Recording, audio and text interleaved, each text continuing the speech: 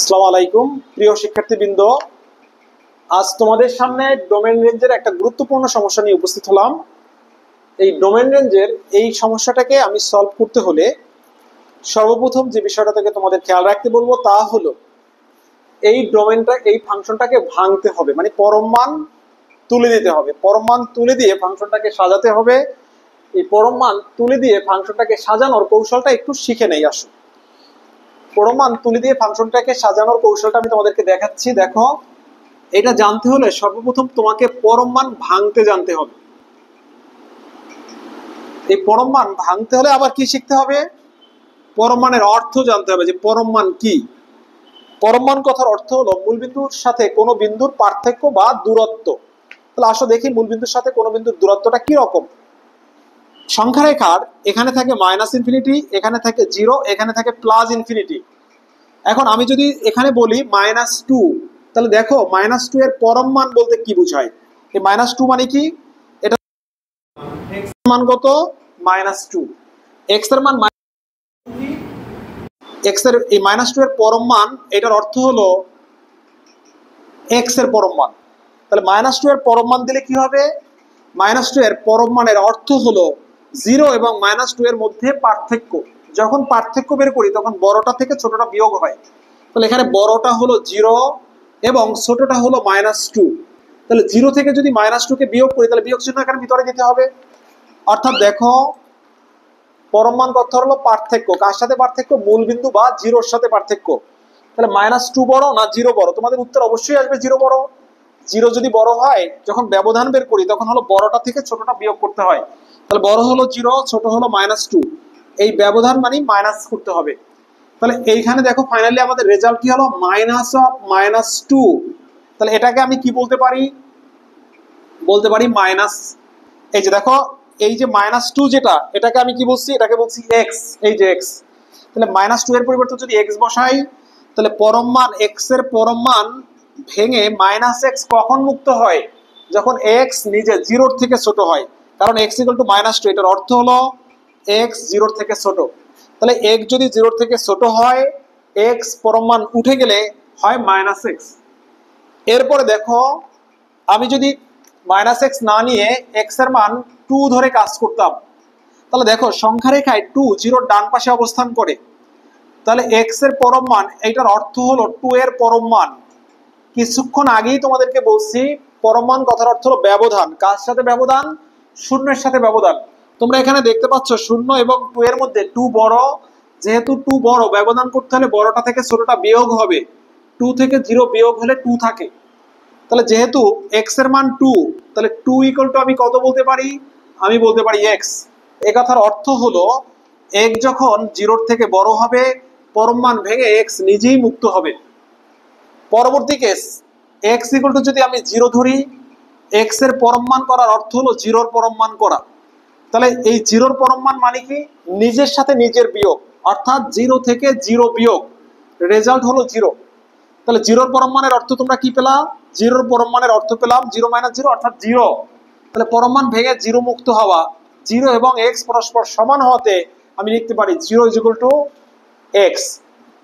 তাহলে আসো এখানে আমি দেখাচ্ছি তোমাদেরকে x এর 3টা অংশ। একবার হলো x এর মান 0-র থেকে ছোট, আর একবার হলো x এর মান 0-র সমান, আর সর্বশেষবার হলো x এর মান 0-র থেকে বড়। তাহলে এই যে 3টা জিনিস তোমাদের সাথে আমি ব্যাখ্যা করলাম। x এর মান যদি 0-র থেকে ছোট হয়, পরম মান ভেঙে -x মুক্ত হয়। তাহলে এখানে আমি লিখবো -x। x এর মান যদি 0 হয়, পরম মান ভেঙে x নিজেই মুক্ত হয় বা 0 মুক্ত হয়। তাহলে এখানে x এর মান 0-র সমান, x ও লিখতে পারি, বা এটার পরিবর্তে আমি 0 লিখতে পারি। এখানে দেখো x এর মান যদি 0-র থেকে বড় হয়, অর্থাৎ এখানে যে আমি তোমাদেরকে দেখিয়েছি x = 2, 2 হলো 0-র থেকে বড়, এটা পরম মান নিলে রেজাল্ট 2 হয়, অর্থাৎ x হয়। তাহলে x এর মান 0-র থেকে বড় হলে পরম মান ভেঙে x নিজেই মুক্ত হয়। এই শর্তের উপরে বেস করে এখন আমি এটা ভাঙবো। আমি আবারও বলতেছি, কোন পদ নিজে যদি নেগেটিভ হয়, পরম মান ভাঙলে তাকে একটা মাইনাস দ্বারা গুণ করতে হবে। কোন পদ যদি 0 হয়, পরম মান ভেঙে সে নিজেই বের হয়ে আসবে। কোন পদ যদি 0-র থেকে বড় হয়, এক্ষেত্রেও সে নিজেই বের হয়ে আসবে। তাহলে আসো এইটার উপরে বেস করে এখন আমি এটাকে ভেঙে দেখাচ্ছি।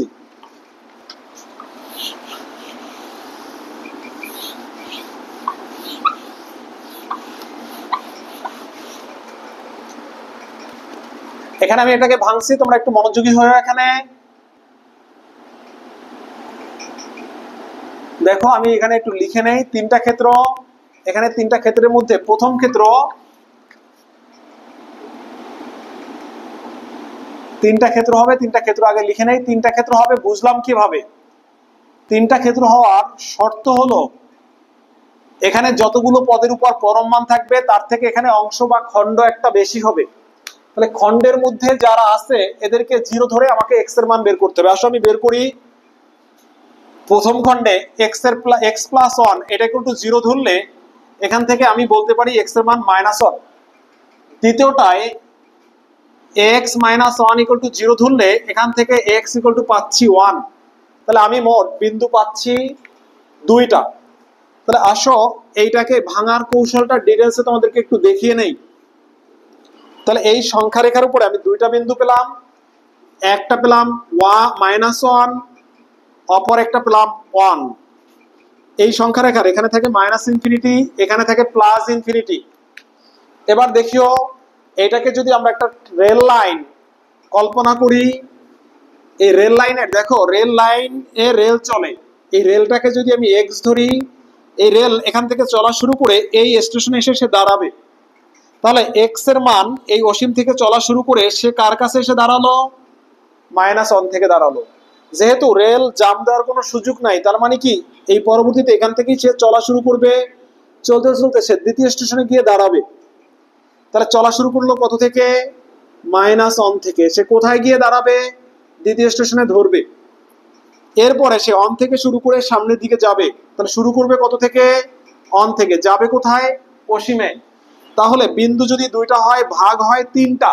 এই শর্তের উপরে বেস করে আমি 3টা যখন লিখছি বা 3টা শর্ত লিখছি। আসো তাহলে এটা আমি ক্লিয়ার করছি এখন। এবারে দেখো আমি শর্তগুলি যদি এখানে উল্লেখ করি, প্রথম শর্তটা এই যে 3টার মধ্যে সব থেকে ছোট শর্তটা আমি উপরে লিখব। প্রথম শর্তটা হলো x এর মান -1 এর থেকে ছোট। দ্বিতীয় শর্তটা হলো x এর মান -1 এর থেকে বড় বা সমান কিন্তু 1 এর থেকে ছোট। তৃতীয় শর্তটা হলো x এর মান 1 এর সমান বা 1 থেকে বড়। এখন আসো আমরা ভেঙে দেখি। x এর মান যদি -1 এর থেকে ছোট হয় কত কত হতে পারে? সেটা হতে পারে -2, -3, -5 এরকম হতে পারে। তাহলে আমি যদি এখানে x এর জায়গায় -5 ধরি, -5 + 1 হয় -4। পরম মানের ভিতরে যদি মাইনাস আসে পরম মানকে ভাঙতে হলে আরেকটা মাইনাস চিহ্ন দ্বারা গুণ করতে হয়। তাহলে আসো আমরা এই পরম মানকে ভাঙি, তবে কি দ্বারা গুণ করব? একটা মাইনাস চিহ্ন দ্বারা গুণ করব। কেন করব নিশ্চয়ই তোমরা বুঝতে পারছো, কারণ এখানে পরম মানের ভিতরে নেগেটিভ আসছে। আসো দ্বিতীয়টা, এখানে যদি আসি এখানে -5 বসালে -1, -6 পরম মানকে ভাঙলে আরেকটা মাইনাস দ্বারা গুণ করতে হবে। দ্বিতীয় খণ্ড, এই খণ্ডে মান বসাতে পারবো x এর মান -1 থেকে 1 এর মধ্যবর্তী। 0 বসাতে পারি, -0.5 বসাতে পারি, 0.99 বসাতে পারি। তাহলে আসো 0.5 বসিয়ে দেখি। 0.5 বসালে এটা পজিটিভ আসে, এটা আসে নেগেটিভ। তাহলে এইটাকে ভেঙে যা আছে তাই, এটাকে ভাঙতে হলে একটা মাইনাস চিহ্ন দ্বারা গুণ করতে হবে। তাহলে এখানে আমি লিখবো x + 1 আর এখানে লিখবো -x - 1। x এর মান 1 বা 1 এর থেকে বড় বসবে। 1 এর থেকে বড় কত? 2, 3, 4, 5। 2 বসালে এটা পজিটিভ, এটাও পজিটিভ। তাহলে যা আছে তাই, যা আছে তাই। এবার আসো আমি এটাকে ভেঙে ফাইনালি যা হয় ডান পাশে লিখে রাখি আমার কাজের সুবিধার্থে। তাহলে এইটা ডান পাশে আমি কি লিখতে পারবো লক্ষ্য করিও। ডান পাশে আমি এখানে লিখতে পারছি is imply f of x। তোমরা আমাকে একটু হিসাবে সহায়তা করবে, তোমরা হিসাব করবে, কোথাও ভুল হলে কমেন্টস করে জানাবে। এটাকে যদি আমরা ভাঙি কত হচ্ছে লক্ষ্য করিও। এটাকে ভাঙলে এখানে -x, এখানে -x, -2x, বাট এটা -1 এটা +1 কাটা যাবে। তাহলে এখানে শুধু থাকছে -2x। কখন? যখন x এর মান -1 এর থেকে ছোট। আমি শর্তটাকে অন্য কালারে লিখছি, তাহলে তোমাদের পার্থক্যটা করতে সুবিধা হবে। যখন x এর মান -1 এর থেকে ছোট। এবার আসো আমরা দ্বিতীয় শর্তে যাই। আমাদের দ্বিতীয় শর্ত, এইখানে যদি আমরা ক্যালকুলেশন করি, দেখো x আছে পজিটিভ, x আছে নেগেটিভ, কাটা যাবে। 1 + 1 এটা হবে 2। কখন এটা 2 হলো? দ্বিতীয় শর্তটা হলো আমার এটা 2। কখন এটা 2? এটা তখনই 2 যখন এই শর্তটা -1 এর থেকে x বড় কিন্তু এক্স এর মান 1 এর থেকে ছোট। এবার আসো থার্ড, এখানে যদি আমি ভাঙি দেখো 1 1 কাটা যাবে, এখানে থাকবে +2x। তাহলে এখানে আমি 3টা খণ্ড পেলাম। কখন? এটা এক্স এর মান যখন 1 এর থেকে বড় বা 1 এর সমান। এবার আসো আমরা ডোমেন রেঞ্জটা বের করি। লিখবো এফ অফ এক্স এর ডোমেন নির্ণয়। এফ অফ এক্স এর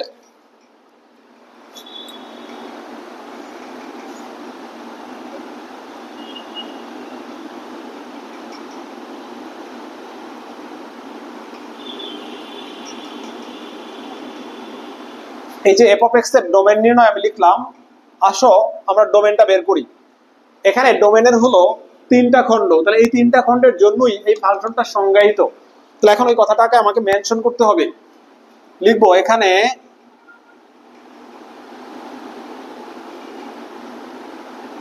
x is less than -1,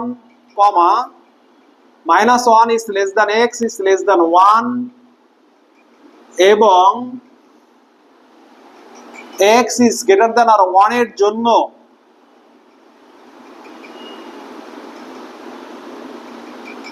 f of x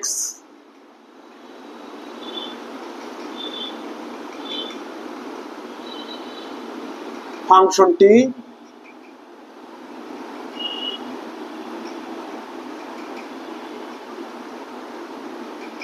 সংজ্ঞায়িত।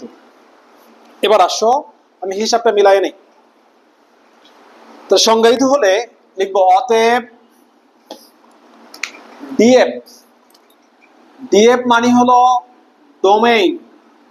এই ডোমেইনটা আমাদের কি হবে? এখানে যে কয়টা অংশ হবে সবগুলিকে ইন্টারসেকশন করলে, ইউনিয়ন করলে যা হবে তাই। তাহলে এখানে আসো আমরা ইউনিয়ন করি। এখানে ইউনিয়ন করে আমি যেটা দেখাতে পারবো তা হলো এক যেন x is less than -1 union এক যেন -1 is less than x is less than 1 union এক যেন x is greater than or equal 1। এবার আসো আমি এইগুলিকে ব্যবধি রূপে প্রকাশ করি। x এর মান -1 এর থেকে ছোট, এটার অর্থ কি? এই যে দেখো সংখ্যা রেখার মধ্যে আমি একবারে তোমাদেরকে কমপ্লিট করাই দিচ্ছি। এই -1 এর থেকে x এর মান ছোট, তার মানে কি এই -1 এর পূর্ব পর্যন্ত। তাহলে এখানে আমি বলতে পারি -ইনফিনিটি থেকে -1 এর পূর্ব পর্যন্ত। এরপরে ইউনিয়ন আছে, দিলাম ইউনিয়ন। এইটার অর্থ হলো -1 থেকে শুরু করে 1 এর পূর্ব পর্যন্ত, তার মানে এই থেকে শুরু করে এইটার পূর্ব পর্যন্ত। তাহলে এই -1 থেকে শুরু করে 1 এর পূর্ব পর্যন্ত, এইটার অর্থ হলো 1 থেকে শুরু করে এর সামনে যারা আছে সকলে। তাহলে এইটার অর্থ হলো এই 1 টু ইনফিনিটি। তাহলে তোমরা দেখতে পাচ্ছ এখানে এই থেকে শুরু করে এই পর্যন্ত কোনো অংশই বাদ পড়েনি। যেহেতু কোনো অংশ বাদ পড়েনি তাহলে এটাকে আমি বলতে পারি -ইনফিনিটি টু ইনফিনিটি। এখানে একটা গোমর ফাঁস করে দেই, এই টাইপের যদি কোনো পরমাণুযুক্ত তোমরা ফাংশন দেখো, এটার ডোমেন সাধারণত -ইনফিনিটি থেকে +ইনফিনিটির মধ্যে হবে, একটু সতর্ক থাকবা। তাহলে এটা হলো আমাদের ডোমেইন, এটা আমাদের আনসার, ডোমেইনের আনসার এখানে শেষ। এবার আমাদের নির্ণয় করতে হবে রেঞ্জ। প্লাস আমরা রেঞ্জ নির্ণয় করি। এবার আমরা এখানে উল্লেখ করব এফ অফ এক্স এর রেঞ্জ নির্ণয়।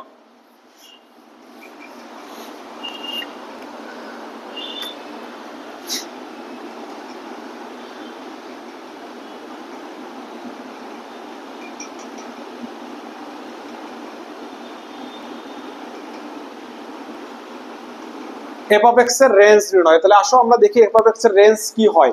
প্রত্যেকটা ব্যবধির জন্য আলাদা আলাদা করে রেঞ্জ বের করতে হবে। যে রেঞ্জগুলি পাবো তাদেরকে ইউনিয়ন করলে যে মানটা পাবো সেটা হবে মূল ফাংশনের রেঞ্জ। তাহলে লিখবো এখন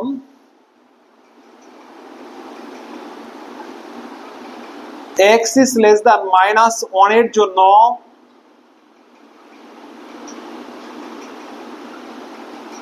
দেখো রেঞ্জকে আমরা সাধারণত এই ফাংশনটাকে এফ অফ এক্স বা ওয়াই ও বলতে পারি।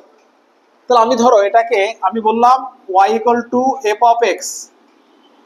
এখানে খেয়াল করবা x এর মান যদি -1 এর থেকে ছোট বসাই, -1 এর থেকে ছোট কত? -2, -3, -4, -5 এগুলি।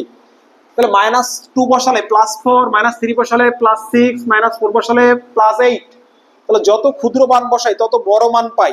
তাহলে যদি -ইনফিনিটি বসাই পাবো +ইনফিনিটি, তাহলে +ইনফিনিটি পেলাম। তবে সব থেকে ছোট মান কত পেলাম? -1 বসালে যেটা পাবো সেটাই ক্ষুদ্র মান। তাহলে -1 বসালে কত পাবো? 2। কিন্তু এখানে দেখো এই সীমানাটা 1 পর্যন্ত না, 1 এর পূর্ব পর্যন্ত, তাহলে -1 বসানোর সুযোগ নেই। তবে -1 এর ছোট কম কত সেটা আমি জানি না, এই জন্য -1 বসালে যেটা পাবো সেটাকেও আমি কাউন্ট করব না। তাহলে -1 বসালে পাচ্ছি 2, আর যত ক্ষুদ্র মান বসাচ্ছি ততই বড় মান পাচ্ছি। তাহলে আমরা কি পাচ্ছি? এইটা পাচ্ছি হলো 2 এর থেকে বড় মানগুলি কোন পর্যন্ত? অসীম পর্যন্ত।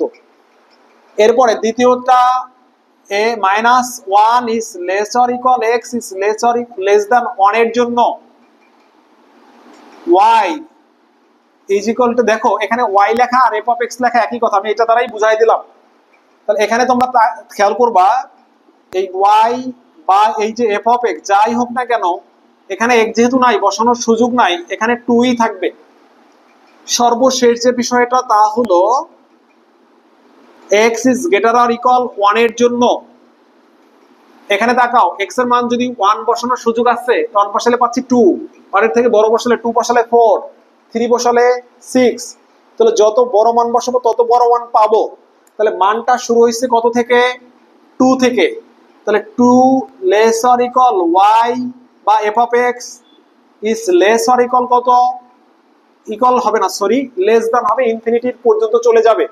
তো সর্বনিম্ন মান আসবে 2, বাকি মানগুলি 2 এর থেকে বড়। তাহলে এই 2 থেকে ইনফিনিটি। তাহলে এখান থেকে আমি যদি বলি ফাংশনের রেঞ্জ নির্ণয় করতে গেলে রেঞ্জকে প্রকাশ করি rf এর মাধ্যমে।